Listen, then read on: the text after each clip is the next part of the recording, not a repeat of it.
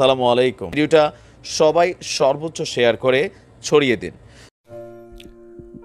যেই আবু সাঈদকে ঘিরে July August অভ্যুত্থান ঘটে গেল, আওয়ামী লীগ সরকারের যে সাম্রাজ্য ছিল তছনছ হয়ে গেল। পরবর্তীতে আমরা নতুন একটা সরকার দেখতে পেলাম, আর সেই সরকার দায়িত্ব পালন করছেন গত 4 মাসেরও অধিক সময় ধরে।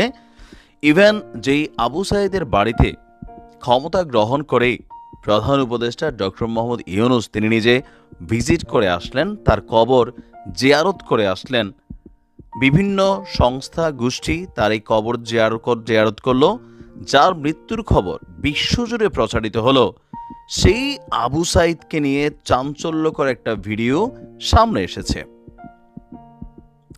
দর্শক, ভিডিওটার ক্যাপশনে ব্যবহার করা হয়েছে আবু সাঈদ মারা যায়নি, তিনি ফ্রান্সে আছেন। আর আরও একটা শব্দ এখানে জোড়া দেওয়া হয়েছে যে ডক্টর মোহাম্মদ ইউনূস গোপনে তাকে ফ্রান্সে পাঠিয়ে দিয়েছেন। এরকম একটা ভিডিও এই মুহূর্তে সোশ্যাল মিডিয়াতে ভাইরাল। আর সেই ভিডিওটাতে যার কণ্ঠ ব্যবহার করা হয়েছে, যার বক্তব্য এসেছে, তিনি হচ্ছেন গোলাম মাওলা রনি।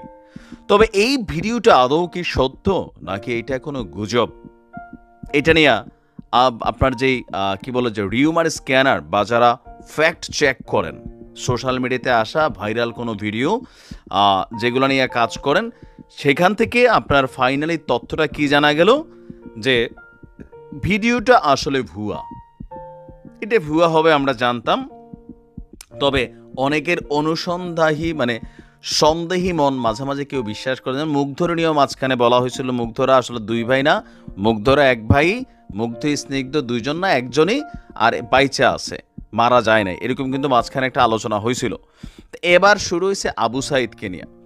ভিডিও শেয়ারিং প্ল্যাটফর্ম টিকটকে আপনার গোলাম মাওলা রনির একটা ভিডিও দেখা গেছে। সেখানে দেখানো হয়েছে গোলাম মাওলা রনি বলছেন আবু সাঈদ মারা যায়নি, ফ্রান্সে আছে, ডক্টর ইউনূস তাকে ফ্রান্সে পাঠিয়ে দিয়েছে। তবে বাংলাদেশের তথ্য যাচাইকারী প্রতিষ্ঠান ফ্যাক্ট চেক রিউমার স্ক্যানার বলছে এই ভিডিওটি সত্য নয়, এডিটেড।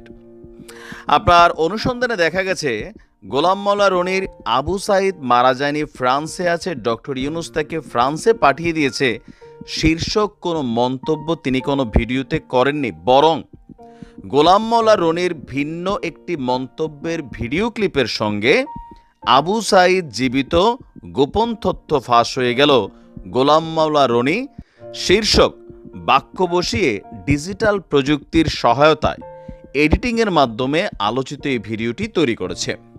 ভিডিওটির ব্যাকগ্রাউন্ডে রনির অস্পষ্ট এবং খণ্ডিত কণ্ঠস্বর ব্যবহার করা হয়েছে। ভিডিওতে দাবিটির পক্ষে কোনো সুনির্দিষ্ট প্রমাণ উপস্থাপন করা হয়নি। মূলধারার গণমাধ্যম বা কোনো নির্ভরযোগ্য সূত্রেও গোলাম মাওলা রনির এই ধরনের মন্তব্য পাওয়া যায়নি। এছাড়া গোলাম মাওলা রনির ভেরিফাইড ফেসবুক পেজ এবং ইউটিউব চ্যানেলেও আবু সাঈদকে নিয়ে এমন কোনো মন্তব্যের সন্ধান মেলেনি। বরং গত 16 জুলাই ফেসবুক পেজে আবু সাঈদকে শহীদ হিসেবে উল্লেখ করে সারা বাংলাদেশ জানে। তবে এই কর্মকাণ্ডগুলো যারা করছেন বেশিরভাগ সময় কেউ কেউ বলছেন যে এটা আওয়ামী লীগের যুবলীগের কর্মকাণ্ড বা আওয়ামী লীগের যে অনলাইন যোদ্ধারা আছেন তাদের কর্মকাণ্ড। তবে এরকম কর্মকাণ্ড যদি আসলে আওয়ামী লীগের কোনো টিম করে থাকেন, এগুলাতে নিজেদের অবস্থানটা মানুষের কাছে আরও গুজব দল হিসেবে কিন্তু অবতীর্ণ হয়। আবু সাঈদ মারা গেছে এটাতে কারোর কোনো সন্দেহ নাই, ঠিক আছে। তার কবর দেওয়া হয়েছে তার বাড়ির সামনে, বরঞ্চ এই মুহূর্তে তার বাবা অসুস্থ হইয়া সিএমএইচ হাসপাতালে ভর্তি আছে। আমরা ওনার জন্য দোয়া করি, আল্লাহ যেন তাকে সুস্থ করেন। তো আমি বারবার বলি মিডিয়াতে যে আমরাও যে ভিডিও করি অনেক সময় কাটপিস করে টিকটকে ছেড়ে দেওয়া হয়। তো টিকটকের এই খণ্ডিত ভিডিও দেখা বা রিলসের খণ্ডিত ভিডিও দেখা আপনারা কোনো ধরনের কোনো সিদ্ধান্ত, কোনো রকম অ্যাক্টিভিটিস, কোনো অ্যাকশনে যাওয়ার কোনো সুযোগ নেই। মূল ভিডিওগুলো আমরা যারা ভিডিও বানাই তাদের চ্যানেলে এসে দেখবেন পুরোটা ভিডিওতে কি আছে। একটা অংশ কাইটা এটা প্রচার করে দিলে কিন্তু অনেক সময় বিভ্রান্তি ছড়িয়ে যায়। সোশ্যাল মিডিয়াতে এরকম ইস্যুগুলোতে সাবধান। আসসালামু আলাইকুম।